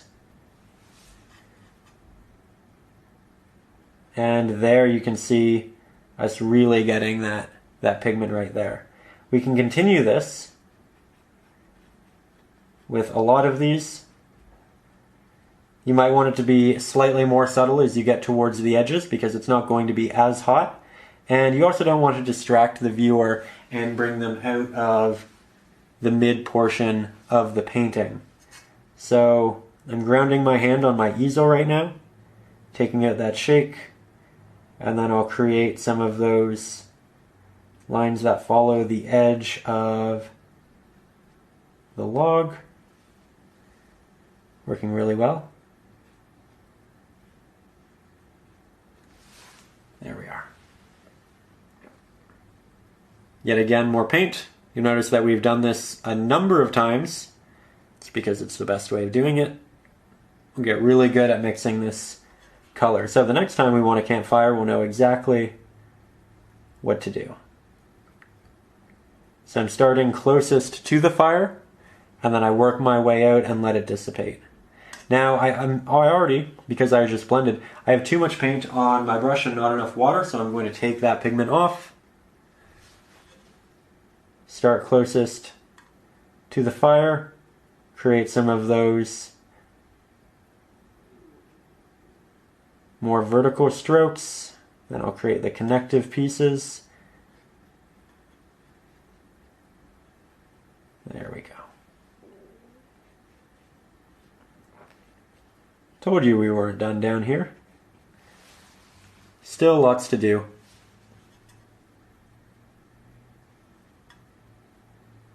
I think that painting fire is another one of those subjects, much like a cityscape, that initially looks incredibly intimidating. It looks like there's so much detail and it's so difficult, but it really isn't. It's one of those things that just takes a lot of different applications and time, much like a cityscape. And I'm really glad that everybody over on Patreon voted for this as our new lesson, just because I don't feel like there are a lot of elaborate fire lessons on YouTube, and I'm really glad that we have the opportunity to make this here today. I'm glad you guys voted for it and you wanted to see it, or making it happen. So thank you for your input. Thank you for making this happen. I'm really glad that we were able to kind of contribute this lesson to the collective lessons on YouTube, right? Just because, again, I don't feel like there's a lot of this, because I feel like there is this misconception that it's quite difficult, when it really, really isn't. It just takes time and some thought. And a lot of repetition, really. There we go. Just building it up. I'm also going to make some of these areas in here significantly more orange. And I'm actually going to use the same technique that we used up here. So I'm leaving some openings to be that darker red, and then there are some of the brighter versions too. But essentially that same wispy effect. There are only a couple areas to incorporate it, but I think it worked really well. I wanted to talk about these again, because these are essentially, and I'll create a new one for you. We'll take some yellow, take a hint of red, take quite a bit of titanium white, and more yellow. That should do it. These are essentially little wisps that kind of work their way around our logs. So they're playful, they're fun, they create depth because they move in between different subjects, from behind to in front, and I'd highly implore you to incorporate a couple of these, just because I think that they work really, really well. Here I've obviously started to move out to the edge. I got a little distracted. I was looking at the reference photo and I said, hey, there's more fire right there. You know what, I'll paint that in. So that's what I'm doing right here. But for the most part, in here you just have these sweeping little applications. Really love them. Great for depth.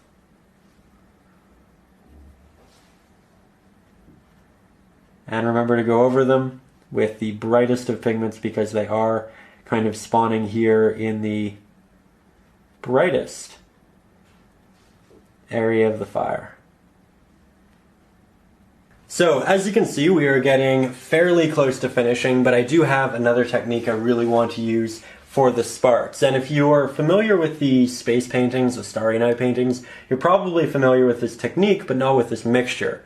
So we're going to take that same smaller round pointed brush, I'm going to dip it in some water, grab some yellow, some red, some white, make that mixture significantly more watery, so I'm just adding water to it. Then I'm going to put my brush in the same direction as some of the sparks. I'll peel back the bristles and I'll launch them at the canvas. And here you can see we have, yet again, so many additional little markings that we wouldn't be able to create in any other way. And it's such a good way of filling it out and adding to the directions if you move your hands in that same direction and you get close enough to the canvas. Let's get a little closer. So let's do that again. I'm taking that same small brush, dipping it in water, grabbing a good amount of yellow, about an equal amount of red, and then yet again probably an equal amount of titanium white. Then with this mixture, I'm just going to grab a lot more water, not wiping it off on the side, making this essentially into a watercolor. So you can see it'll almost start dripping on the palette if I hold the palette here for long enough. Then I'll put that palette down, find the angle of the sparks, put the brush on that same angle, peel back the bristles, and launch all of these little impressions and marks on the canvas. And this is going to create a randomized effect in different sizes of sparks. It's also going to spread them out farther than our brush could have. So we've created sparks by creating movements like this with this brush, with the tap and drag effect of the older disheveled synthetic brush, and here we're creating another type by flinging paint at the canvas. So it's a real amalgamation, and I'd recommend playing with all three. I think it's when they're put together that the painting looks its best. And again, you can create directional ones to move with it, or you can just hold your brush in the middle of the canvas and get kind of a widespread randomized application. You can also play with where it's going to end up by how close you hold the brush to the canvas. If you want a lot of control, get closer. If you want it to be more loose and randomized, farther away is ideal. So yet again, putting down that palette, getting close, and that's a really neat effect we got there. It kind of had its own little drag because the pigment wasn't as watery. So if you want it to not necessarily just be a lot of dots, but occasionally get it so it hits the canvas and then does a little bit of a jumping movement, just don't incorporate as much water on your brush. Here I'm getting farther back and I'm just trying to get a couple little markings everywhere. I'd also recommend that in this process that you frequently grab slightly new mixtures. This time we'll go with a significantly more red heavy one. So I added the paint, now I'll add the water. Now I'll come back and I will diversify the colors that we have in here. And you can see I do it a number of times. The first two generally get off the majority of the paint, but the following ones allow you to work a bit more subtly, and that's why I pull back with it, because it essentially gives me a bit more of a final random piece or two, rather than doing it from the beginning and getting a lot of those random pieces. I can kind of stagger the amount I have through the process. So with that, let's make one more heavy yellow and white mixture, like that. It's worth noting that titanium white is an incredibly thick pigment. It's the most opaque pigment you'll probably end up using, so you need to use more water when you do end up using titanium white. So here I'm just continuously going back and forth, grabbing more water, adding it to that, and then continuing. I'd also like to note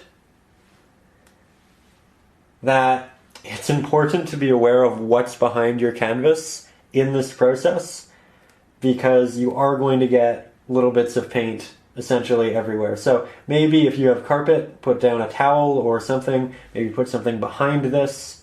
I know that I used to keep my computer and my reference photo right behind it, and I would always come back to them after painting, and they'd just be covered in these little white speckles. So just something to consider. That one was really neat. We got some additional lines in there, but Just something to think about. So many different techniques you can render with this. It's pretty incredible. Let's do a wide one. It's very watery. I'm in the middle of the canvas. There we go. Worked really well. So now I'm going to take a bit more of my yellow, hint of our red, but I want this next mixture to be primarily yellow and titanium white. I want it to be nice and bright. And from afar, I'm going to start building the body a bit more and just making sure that if I have any thin areas, they're intentional, because here you can see it gets quite small quite quickly. It really tapers, and then it moves off in these two strands. At this point, you have the option of kind of filling this in if you want to, or keeping it a bit more loose. Right now, it has this real vertical feel to it, which I really like, but I did want to bring this up for those of you who might want something that's a bit more form heavy. So just something to consider. With that said, we are coming to the end of the lesson, and generally at the end of these, if you follow the channel, you know this well, but I like to give you a little bit of a secret word, a code word to use in the comments. That way I know, and everybody else who got this far knows, that you are one of the dedicated few who really is trying to improve, really trying to learn all you can. I think it's an incredibly respectable thing when people do sink in, multiple hours to learning how to paint a subject and to do their best with it. So if you are one of those people, leave the word crackling, like a fire crackling, in the comments, or you can incorporate it into a sentence, but that way I know, and everybody else who's reading the comments and watching the lesson knows that you are one of the dedicated few. With that said, I would also like to say a big thank you to all of you for just, making it this far, for building this artistic community with me, for taking the time to watch these, comment, do all of those things. It really does mean a lot. And I'd also like to say a big thank you again to our patrons for really making this happen. I feel like I spent a lot of time on this fire here today, a lot of intricate details, doing different things in different ways, and I wouldn't have the time if it wasn't for you. So thank you yet again for making this happen. It's a real pleasure to work on this one. It's a very cathartic painting to paint. And again, you provided this for the people. You should take real pride in that.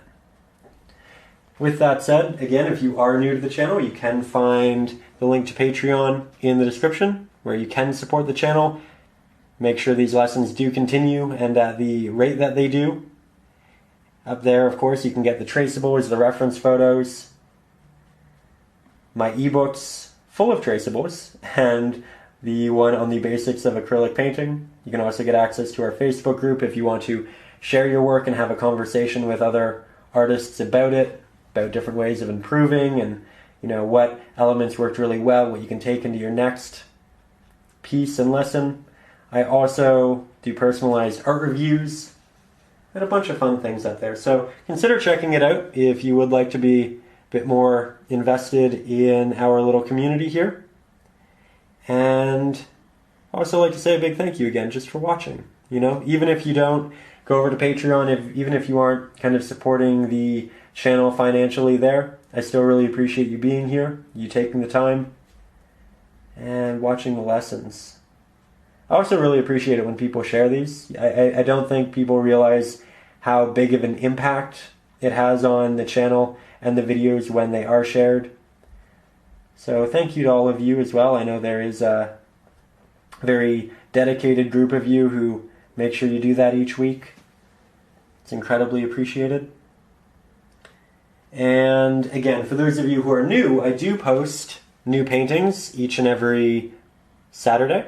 So if you come back next Saturday, there will be a new one. I've been doing a lot of cityscapes and seascapes as of late. We just did a Patreon poll where everyone voted for the next lessons. This one won the poll, but there was also a golden seascape that came in second, so we'll probably end up doing that next week.